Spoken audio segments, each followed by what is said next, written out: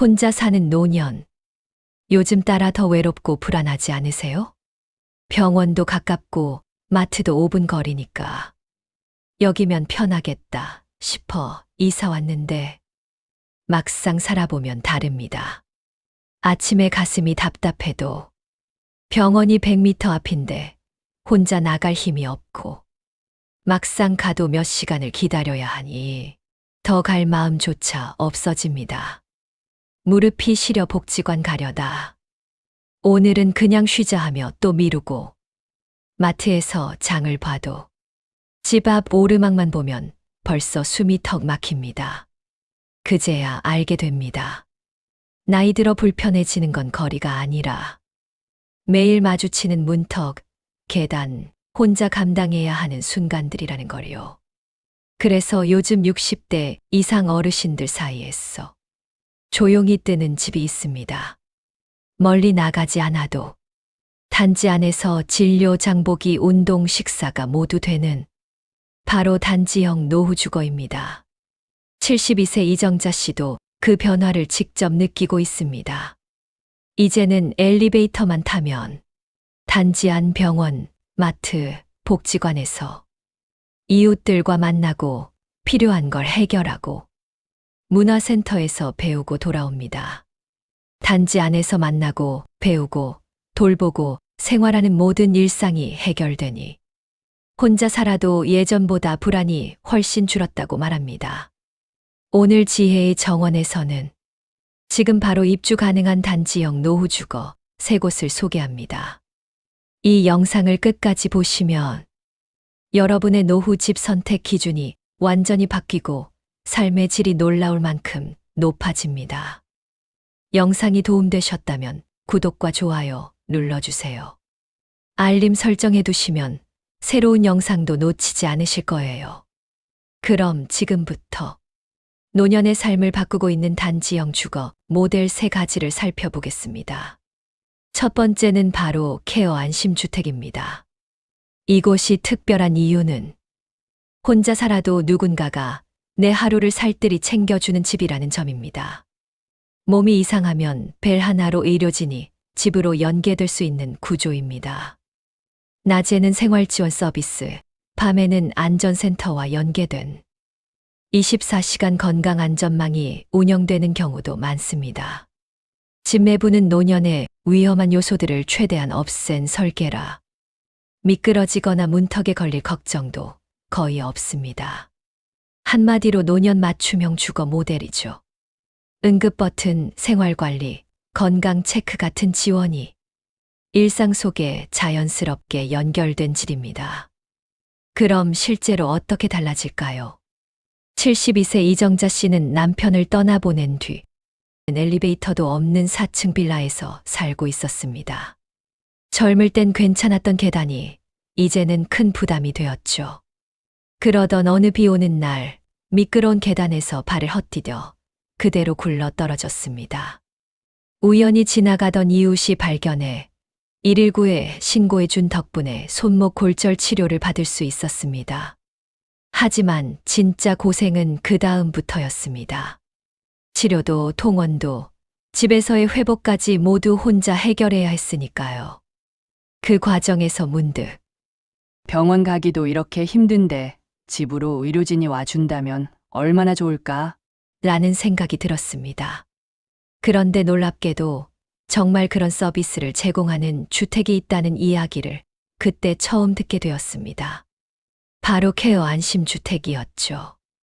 돌봄이 집 안으로 들어온 새로운 형태의 아파트. 의료와 주거가 함께 이루어지는 노년층 맞춤형 공간이죠. 이곳에 들어서자마자 느낀 건 안심이었습니다. 엘리베이터가 있고 복도마다 손잡이가 이어져 있었죠. 욕실에는 미끄럼 방지 바닥과 비상벨이 설치되어 있고 조명은 움직임에 따라 자동으로 켜졌습니다. 문턱은 완전히 평평했고 모든 문은 가볍게 열렸습니다. 그동안 집이 불안의 공간이었다면 이곳은 몸과 마음이 모두 편안한 집이었습니다. 1층에는 작은 복지관이 있었습니다. 물리치료실, 식당, 상담실이 함께 있었고, 입주민은 엘리베이터 한 번이면 바로 이용할 수 있었습니다. 아침엔 복지관에서 가벼운 체조, 점심엔 이웃들과 함께 공동 식사, 저녁엔 차 한 잔을 나누는 생활. 이정자 씨의 하루는 완전히 달라졌습니다. 혼자 밥을 먹지 않아도 된다는 게 이렇게 좋을 줄 몰랐어요. 이정자 씨는 웃으며 말했습니다. 케어 안심주택의 핵심은 생활 속 돌봄입니다. 집 자체가 불편함을 줄여주는 구조로 설계되어 있죠. 응급 호출 버튼은 침실과 욕실, 거실에 모두 설치돼 있습니다. 밤에 갑자기 어지러워도 버튼 하나면 관리소와 복지센터가 동시에 알림을 받습니다. 그리고 의료진이 직접 집 안으로 찾아와 응급 진료를 제공합니다. 혼자 사는 노인이 가장 두려워하는 건 아픈 게 아니라 아무도 모르는 상태에서 아픈 것입니다. 케어 안심주택은 그 불안을 집안 방문 의료 시스템으로 줄여줍니다.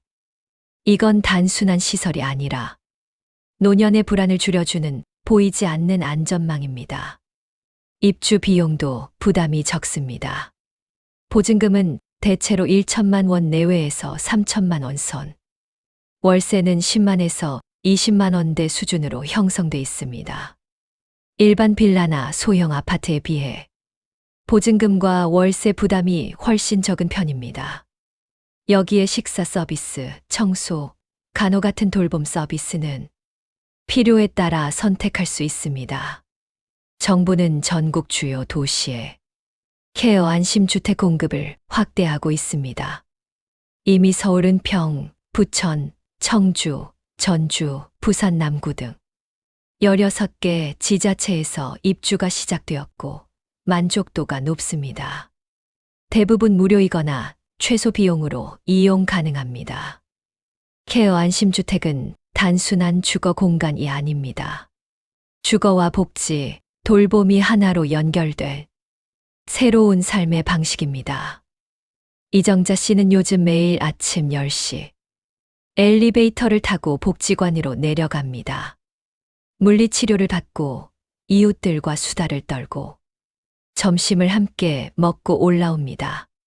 그녀의 하루는 예전보다 단순하고 훨씬 평화롭습니다.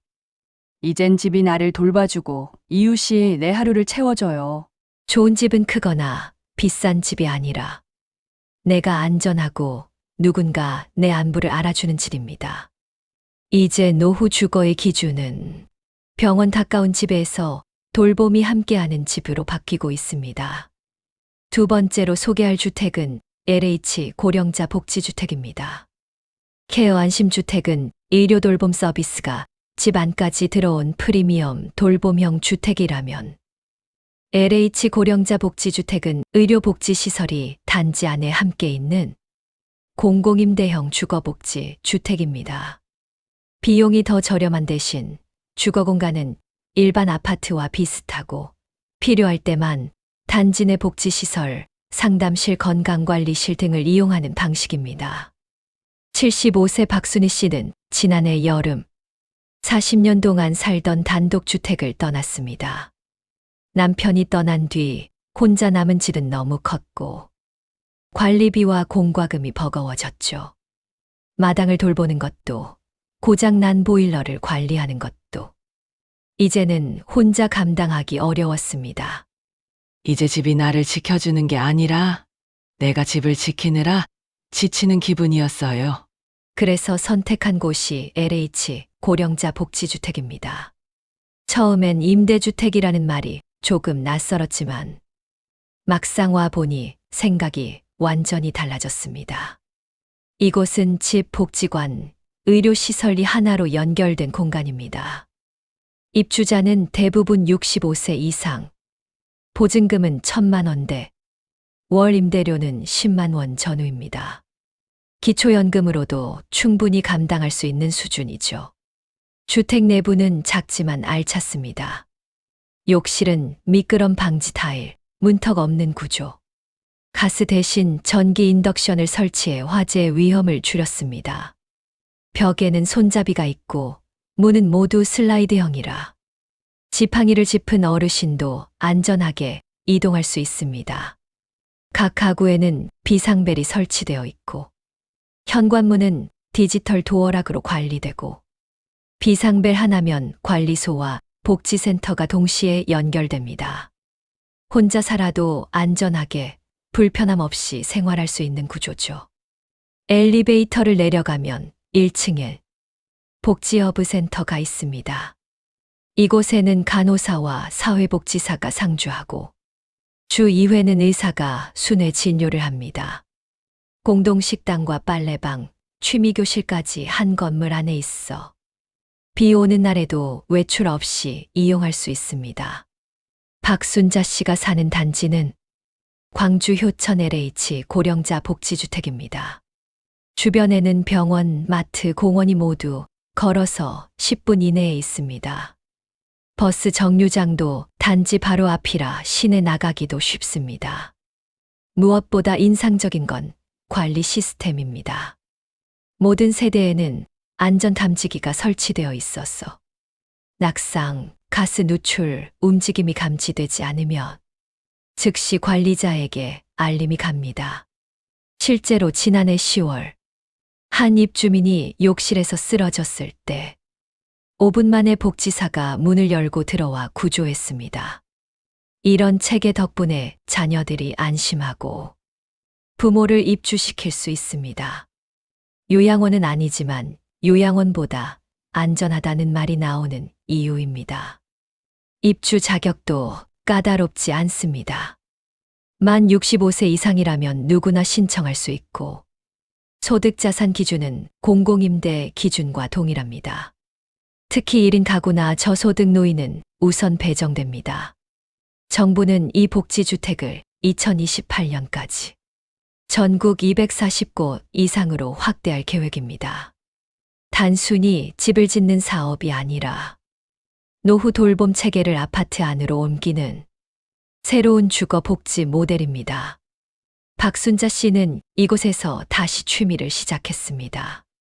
주 3회 그림 교실에 참여하고 이웃들과 텃밭에서 채소를 기릅니다.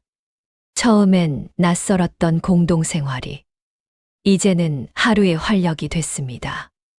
예전 단독주택에선 하루 종일 TV만 보며 보냈던 그녀가 이제는 매일 아침 복지관으로 내려갑니다. 이젠 집에 있는 게 두렵지 않아요. 이 집은 나를 지켜줘요. LH 고령자 복지주택은 단순한 임대주택이 아니라 노후의 든든한 기반입니다. 누군가는 여기서 새로운 친구를 만나고 누군가는 건강을 되찾습니다. 무엇보다 외로움 대신 관계가 생깁니다. 노후 주거의 중심은 이제 소유가 아니라 연결, 그리고 돌봄의 일상화입니다. 내가 안전하고 함께 살아갈 이웃이 있는 곳. 그게 진짜 노년의 집입니다. 마지막으로 소개할 주거 형태는 커뮤니티 하우스와 코하우징입니다. 69세 김영수 씨는 3년 전 아내를 떠나보냈습니다. 아이들은 모두 서울을 떠나고 도심 속 아파트 한켠에서 혼자 밥을 먹는 시간이 늘어갔죠. TV 소리만 크게 틀어놓고 하루를 보내는 날이 많았습니다. 하루 종일 아무 말도 안 하다 보니 가끔 내 목소리가 낯설게 들릴 때가 있었어요. 그 무렵 복지관에서 열린 한 설명회가 김영수 씨의 인생을 바꿨습니다. 시니어 코하우징 입주 설명회. 함께 사는 노후, 하지만 간섭 없는 동거. 그 말이 유난히 마음에 와닿았습니다. 처음엔 걱정이 많았습니다. 남과 함께 산다는 게 불편하지 않을까? 사생활은 지켜질까? 하지만 실제로 찾아가 보니 생각이 달라졌습니다. 그곳은 깔끔한 4층짜리 주택이었습니다. 각자 방과 욕실이 있고 공용 주방과 거실, 세탁실을 함께 쓰는 구조였죠. 층마다 작은 커뮤니티 공간이 있어 누군가는 책을 읽고 누군가는 차를 마시며 이야기를 나누고 있었습니다. 김영수 씨는 그렇게 입주를 결정했습니다. 지금 그가 사는 곳은 경기 용인에 있는 마음이음 코하우징입니다. 입주비는 보증금 3천만 원, 월세는 25만 원. 식사비와 공과금은 공동 부담입니다. 관리인은 없지만 입주민들이 매주 모여 생활 규칙을 함께 정합니다. 이곳의 장점은 자율과 연결의 균형입니다. 하루 종일 대화하지 않아도 괜찮고 필요할 땐 언제든 문을 두드릴 수 있죠. 아침엔 각자 운동을 나가고 점심엔 누군가가 끓인 된장국 냄새가 자연스럽게 복도에 퍼집니다. 서로의 일상을 존중하면서도 외롭지 않은 구조입니다. 요즘은 이런 민간형 커뮤니티 하우스가 서울을 비롯해 여러 지역에서 조금씩 늘고 있습니다. 춘천과 용인, 제주 애월 등지에서는 시민들이 자발적으로 모여 만든 소규모 코하우징과 공동체 주거가 생겨나고 있고 운영 방식도 다양합니다. 공동임대형, 지분공유형, 협동조합형 등 형태는 다르지만 공통점은 함께 살되 간섭하지 않는다는 원칙입니다. 혼자보다는 훨씬 안전하고 요양원보다는 훨씬 자유롭습니다. 입주자들의 연령대는 60대에서 80대까지 다양합니다. 한 주택에 5명에서 10명이 함께 살고 필요하면 간호사나 돌봄 도우미가 방문하기도 합니다. 복지관이나 시청과 연계된 곳은 건강검진, 식사, 문화 프로그램을 함께 운영하기도 합니다. 경제적 부담도 크지 않습니다. 보증금은 2천에서 5천만 원 선, 월세는 20에서 40만 원 정도. 도심 원룸보다 저렴하면서도 외로움은 훨씬 덜합니다. 특히 최근엔 공유주택 전문 기업이나 사회적 기업이 운영에 참여하면서 시설 관리나 입주 상담, 돌봄 연계까지 체계적으로 이뤄지고 있습니다.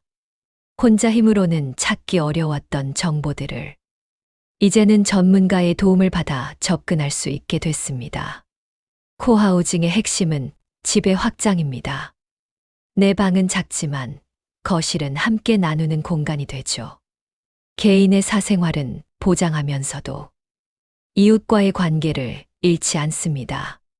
김영수 씨는 요즘 아침마다 이웃들과 함께 커피를 내리고 저녁엔 같이 TV를 봅니다.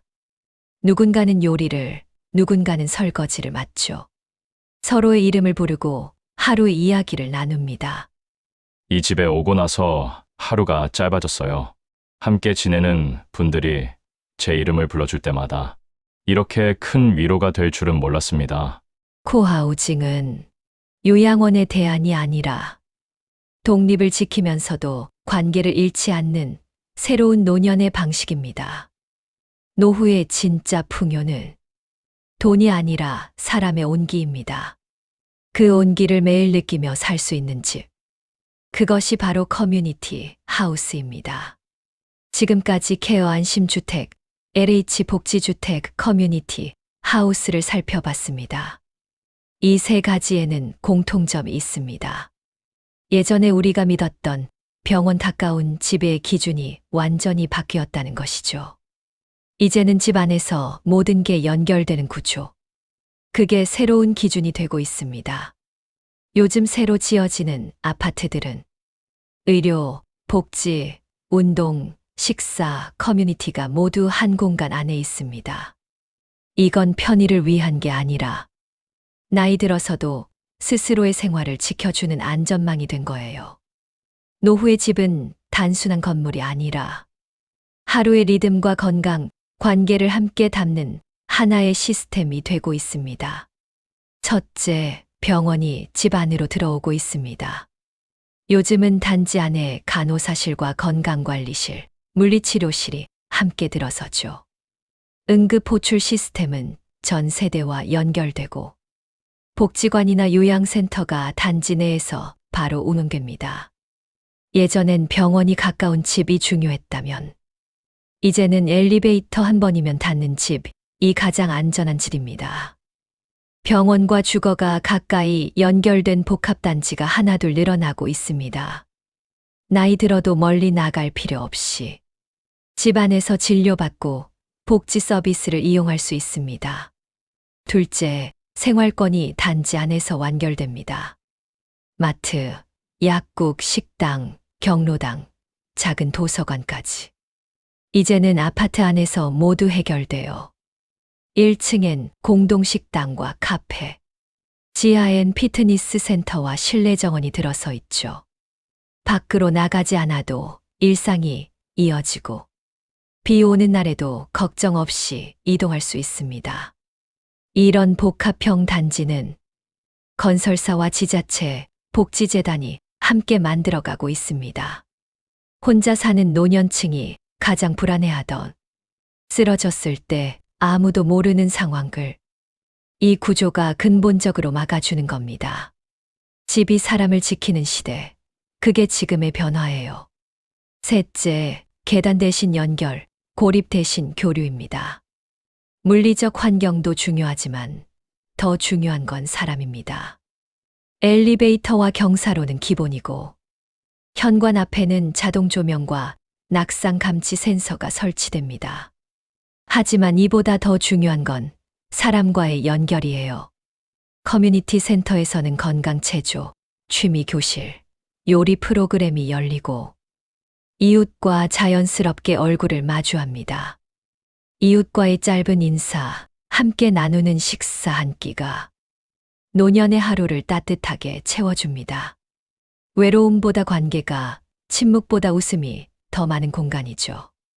넷째, 공공과 민간의 경계가 사라지고 있습니다. LH 복지주택, 케어 안심주택, 그리고 민간형 커뮤니티 하우스까지. 이제는 한 흐름으로 이어집니다. 국가가 기본을 만들고 민간이 그 위에 서비스와 품질을 더하는 시대예요. 노후의 집은 더 이상 요양 전 단계가 아닙니다. 독립을 지키면서도 돌봄이 스며드는 공간. 그게 지금 우리가 향하는 방향입니다. 집이 나를 돌보고 이웃이 내 하루를 채워주는 것. 이게 바로 살기 좋은 집의 새로운 정의입니다. 이제 집은 주소가 아니라 하나의 시스템입니다. 복지, 의료, 교류가 한 공간 안에 얽혀 있어야 몸이 편하고 마음이 고립되지 않습니다. 햇살이 잘 드는 창가, 엘리베이터 한 번이면 닿는 병원, 문을 열면 인사할 수 있는 이웃. 이 세 가지가 있는 집이 여러분의 평안한 노후를 가능하게 만들어줄 겁니다. 오늘 영상이 도움이 되셨다면 좋아요와 구독, 그리고 알림 설정으로 지혜의 정원과 함께 지혜로운 노후를 준비하세요. 감사합니다.